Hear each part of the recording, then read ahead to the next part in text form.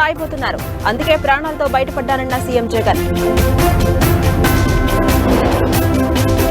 కాసేపట్లో నామినేషన్ వేయనున్న పవన్ కళ్యాణ్ పిఠాపురంలో భారీ ర్యాలీ.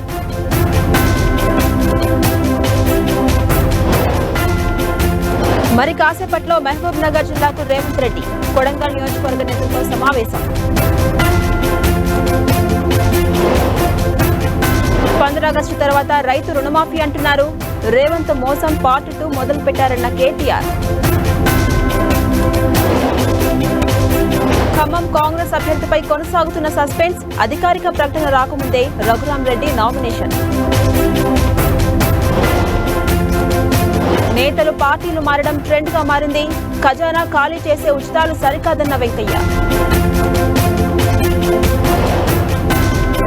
మోదీ మతాల మధ్య చిచ్చు పెడుతున్నారన్న పొన్నం. బీజేపీకి ఓటమి భయం పట్టుకుందంటూ విమర్శ. హైదరాబాద్ లో కొనసాగుతున్న హనుమాన్ శోభాయాత్ర.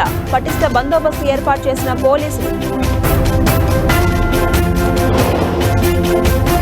హైదరాబాద్ అఫ్జల్ గంజ్ లో టాస్క్ ఫోర్స్ తనిఖీలు. ఎలాంటి పత్రాలు లేకుండా తరలిస్తున్న 50 లక్షలు సీజ్.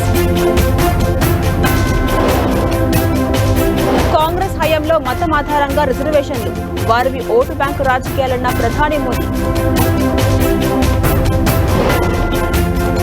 బెంగళూరులో కాంగ్రెస్ ధర్నా.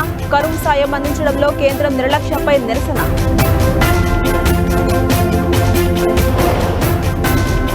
సల్మాన్ ఖాన్ ఇంటి వద్ద కాల్పుల కేసులో పురోగతి. నిందితులు దాటిన ఆయుధాలు స్వాధీనం.